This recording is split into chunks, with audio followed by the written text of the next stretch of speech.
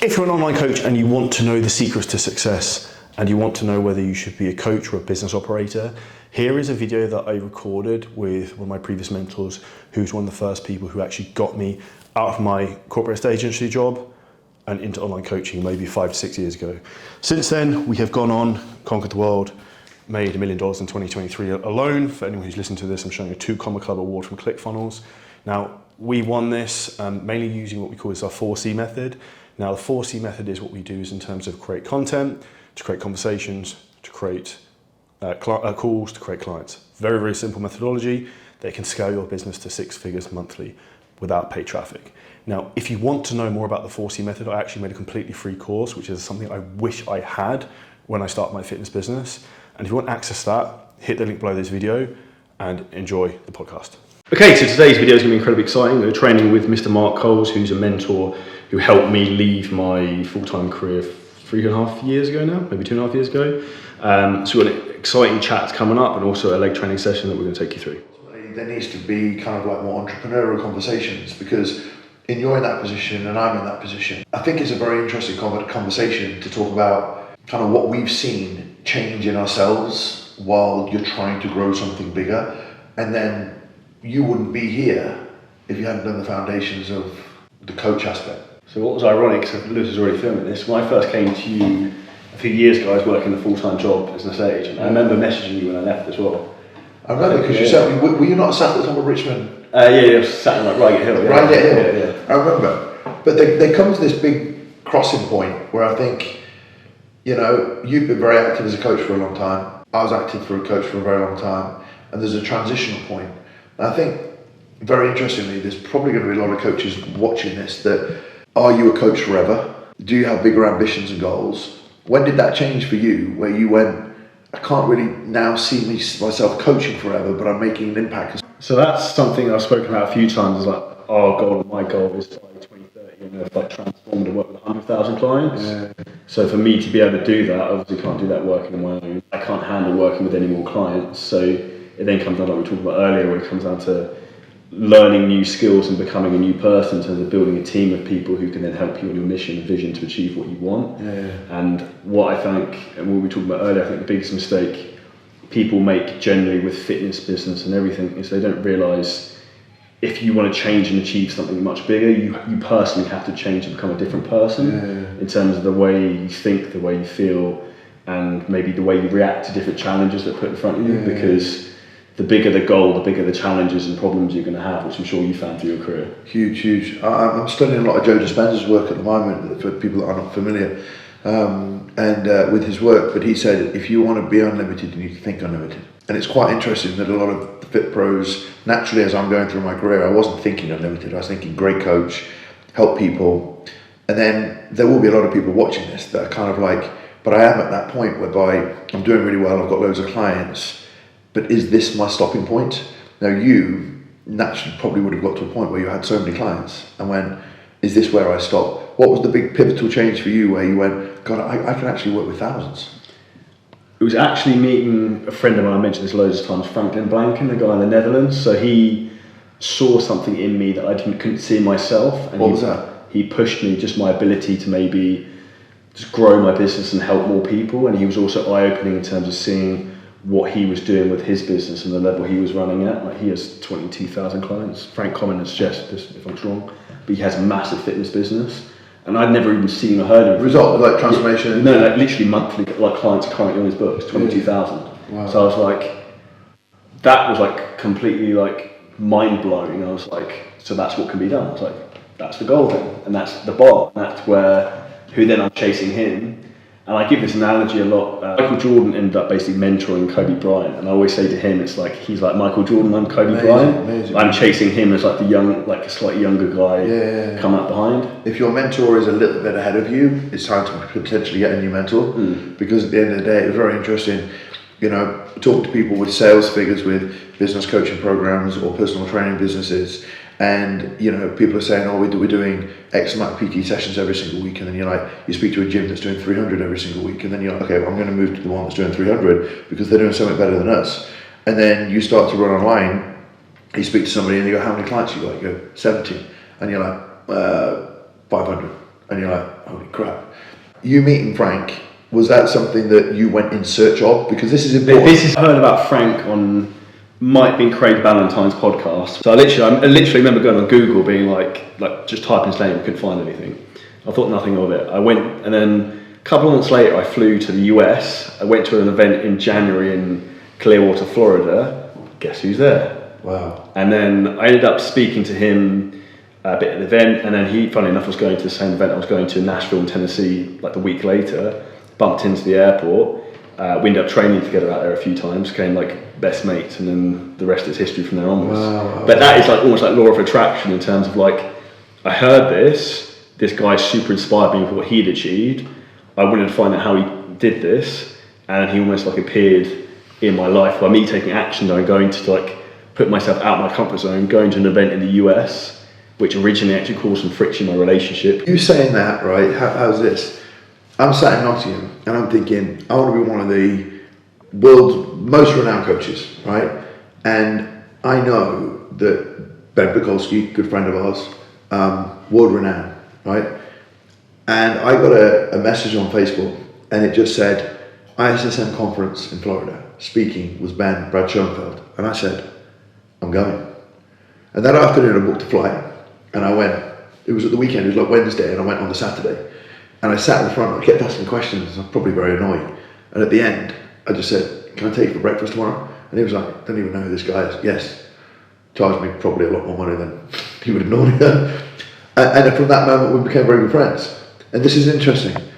Putting yourself in the environment where these people are and making sure you get noticed. He wouldn't have trained with you if you weren't someone that he would want to hang out with. And funnily enough, when I spoke to Ben and he saw the fact that I was in shape, he actually said to me, do you want to write for MI40? He was intrigued by my results and what I'd done. Like, how much do you think the work that you've done on you over the years has impacted your ability to get in front and speak to people?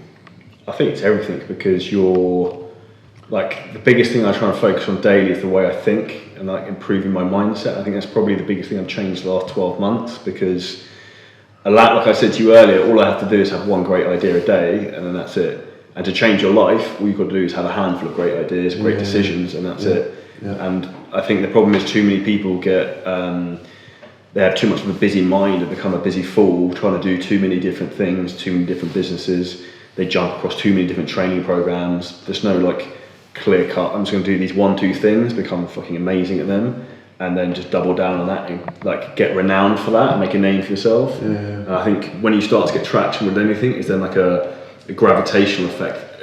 Things start to then pull towards you. Almost like a bit like the law of attraction thing, in particular with that Frank scenario. What it is, because Joe Dispenza is a big believer in where you place your energy flows. Where business grows where energy flows.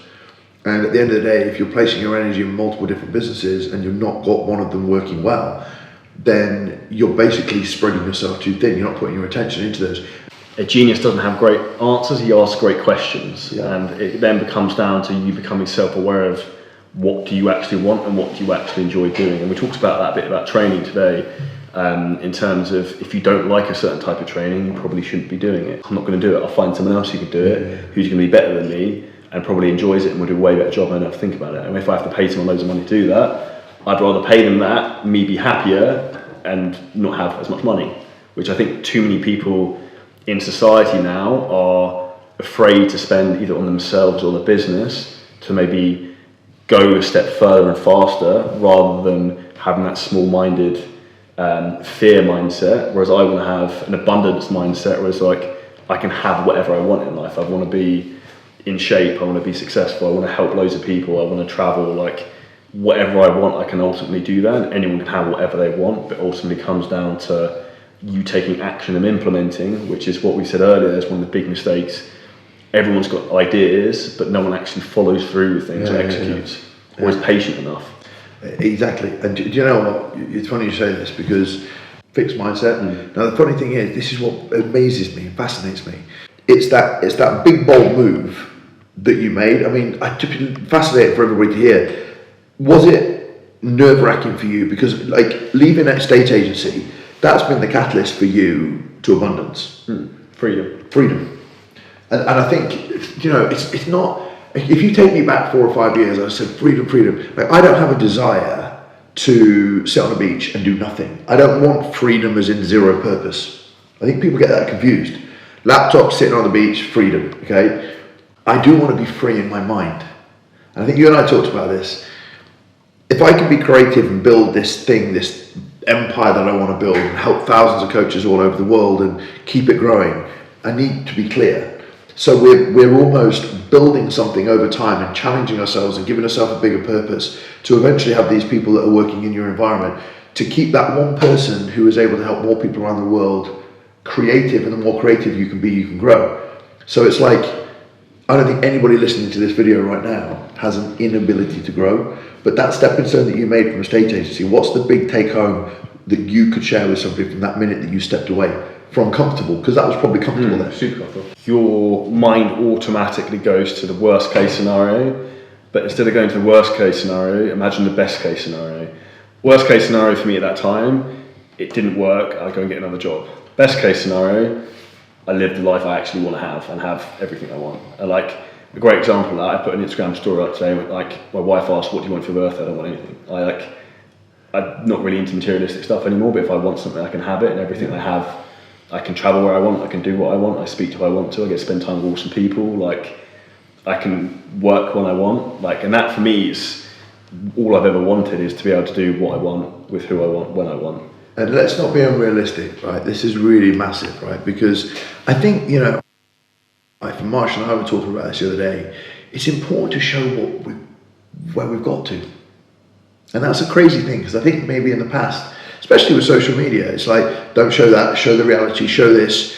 But things have progressed, but it's like, I'm 21 years deep. I mean, if I can't show people what I've been able to achieve in 21 years when I thought I was absolutely thick as shit in the early days, then you don't give anybody the opportunity to aspire to something. But there was a massive phase of your career which you dedicate to building your physique, building your knowledge, that I think most people will look at it right now and say, Charlie's travelling, Charlie's got this, he's got this massive team.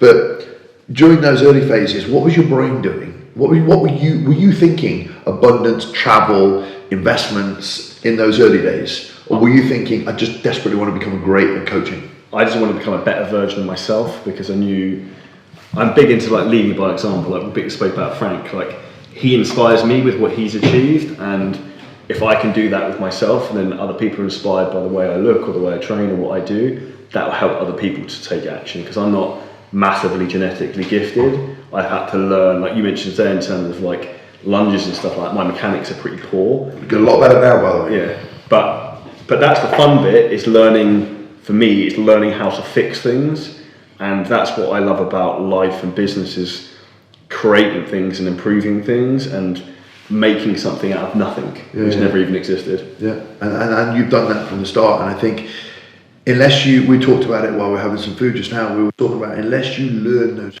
fundamental skills, I think this is a great point to touch on. Everybody wants everybody else to try and help them do stuff, but very few people want to learn how to do the things first. What are the fundamental things in business that you would say any young entrepreneur or any business or any fitness professional watching this, what are the subjects in business that you should not avoid learning? Number one is marketing and sales, and this can be very cliche because people say you shouldn't need to sell. However, we are very good at selling, and what that actually allows us to do is to convince people who actually doubt their ability to change to actually take the first step. Because as soon as you get someone to take the first step, they see progress, momentum comes, bang.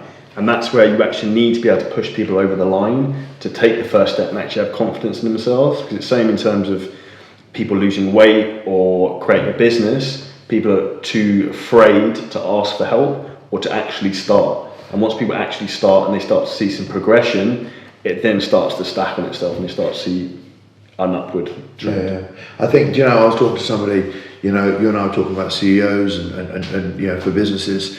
I was talking to my CMO because I have chief marketing, and I've actually placed chief marketing over chief just ops. The reason I do, and like you do, I think marketing is probably one of the most valuable positions in a business, because if they know marketing strategy, systems and processes, to me, operations is very similar, but for me, I've always placed marketing at one of the highest priority points, because if we can get in front of more people, we can help more people. And I think it's funny that a lot of people want to come from doing PT, growing an online business, and the first thing they want to do is, right, who can I hire to do that thing? But if you don't know it, like this is something Charlie and I were talking about while we were having some food. If you don't know it, you can't manage anyone.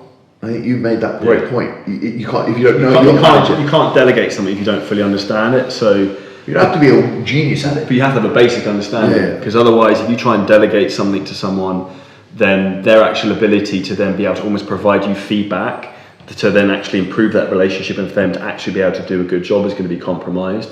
And it's not necessarily their fault, and every issue within business and nearly everything in life is always communication based. Every problem is always going to be communication based, and if you have a better understanding of what that person does within their role, your ability to articulate what you want from that person and then to be able to provide that feedback back to you is going to improve, which is going to improve their quality of work and then help the business. So your journey as a professional, the more you learn, the more valuable leader you become further down the line. And I was talking to somebody yesterday that I coach, and I said to him, I know you have a Facebook ads person that works for you. And he was like, yeah. I said, what's the data tell you? What data do you receive? And I looked at him and I said, you skim over it, don't you? He went, yeah. I said, because you don't understand it, do you? He went, no. And I said, the problem is, it's not working. And you're spending a lot of money every month because you don't understand it. So the first thing is, shit, we need ads. Here, you have X amount of thousands per month to run our ads. But if you don't understand it, you don't understand the data, you're just letting money drain out of the business, but it's not actually working. And it was like, I think I should understand this a bit better. And then you have to shift your thought process so that you can actually then start managing the people that are inside the business. I think that's something that you said today just really resonated with me, and is that everyone's trying to delegate, but very few people want to learn it. And I think you and I have been lifelong learners, and if you go back to both our homes, there's books on ads and marketing. There was a big shift there, wasn't there? Because when we first got together and we first met each other, really, you were not doing as much marketing yourself. I think your profile was going quick. Yeah, so I think that's the biggest thing that I need to learn is learning how to learn and actually being effective with that. I think love that, one of the best things you can do is firstly focus on, in my opinion, the order of things I do is look at books in terms of your own personal habits, because your habits are going to define who you are and they're going to compound for you over time, either favourably or negatively. So if you've got the right habits and you do that consistently, that's going to help you improve. If you've got bad habits and do those consistently, that's going to pull you back. So I think that's the first thing people need to really focus on from fitness and business they need to really fix. Which is why two books I really recommend for that, no plug, are Atomic Habits by James Clear, which you've probably read, and then the other one's Slight Edge by Jeff Olson. Not read that. I just read recently that Bradley guy recommended. That's insane, so that's very good. Right. And as soon as you start to flip the switch in terms of, say, from a fitness perspective, not picking up that extra bit of dark chocolate every day, how that compounds up in terms of what you're doing, or like actually finishing an extra task every day, how that compounds for you over time, you suddenly realise how these things accumulate and help you go faster. And rather than most people tend to try and self-sabotage themselves, and I think we live in a society where the biggest disease is not the thing we're not allowed to talk about on social media, but it's actually comfort. If your life is predictable, you're not building a future, which fascinated me. So if every day is the same, there's nothing within that day that is designed to be building a better future. And if you are a predictable person, i.e. you just love habit and routine and systems and process, and you don't create that challenge. I know you travel meets new people, travel makes you want to earn more, and doing different things and challenging yourself is really, really important. But I think a lot of people get into that very habitual. And the other thing is, and I'm going to ask you this, why are you able to be so disciplined? Because I know you say no to a lot of stuff. There's always opportunities for me and you to do lots of stuff. But you and I like being on our own. So this is interesting. A couple of reasons for this. See how excited you was for that question? So this is a good question. So there's a couple of reasons for this. One, I would say I'm naturally introvert and I like being on my own and having time to think, because like I said earlier, I like to ask myself questions and think about where's my life going, what do I really want, like particularly as you go through life and you start to, like, I have everything I ever wanted already, like I can do what I want and I have freedom. So it's like when you have everything you want, I'm like, okay, what do I do now? And that's that may sound like really arrogant or egotistical, but it's actually an interesting question. That's what happens to a lot of people who are very successful, sell a business. They got loads of money, and then they become depressed because they're like, what do I do now? Don't think. You've completed life, and you always have to have something next to keep you motivated. And that's for me where I like planning forwards with things like that. And I like to just focus on one or two things rather than being scattered across too many. Yeah. And a great example of that is if you take like a genius versus an idiot. If you had a genius that's got 4 businesses he runs versus an idiot who runs 1 business, the idiot's going to beat the genius because the genius is split 4 ways across 4 different fields of focus, whereas the idiot's just focused on one thing and just perfect that. And the other thing I would say is it doesn't come across, but I'm inherently quite lazy with a lot of things. So I don't want to do something unless I'm either in or I'm out. Like I don't want to do something half-hearted. So if I want to do something like online training, I want to be the best online trainer in the world, like the GOAT of online training, then I'm all in on that. If I wanted to start a supplement brand, I go all in on that. I'm not gonna like dabble, dip my toe in it, and then go back. You've got to be all in, all out. Well, listen, we got to get on. Yeah. We trained, we ate, we caught up. Yeah. Been great to see you, bud. Yeah, pleasure. Thank you so much. Good to see you, bud. Good to see you. Now, there's a ton of knowledge in that video, which will give you some mindset thoughts in terms of how you need to shift your perspective from being a coach to a business operator. Now, if you're in the position right now with your fitness business and you don't know in terms of what you should be doing, when you should be doing, and what the plan is to grow the business the rest of this year, guess what? You're not going to grow. Now, the reality is the world has shortcuts, and I have the shortcuts for you. And if you want some of those shortcuts, make sure you download a free copy of the 4C content course, completely free. There's videos there to take you through exactly what we do in terms of building content, to create relationships, to create clients, and we autopilot that so we can book 30 to 50 sales calls per day, to give some context. There is no one else in the fitness industry who's teaching exactly how to do this, who does it every fucking day, other than me. So check out the course. We share inside our own business what we're doing. If you found this video helpful, make sure you smash the like button, subscribe to the podcast, drop a comment below, and we'll see you inside the free 4C course.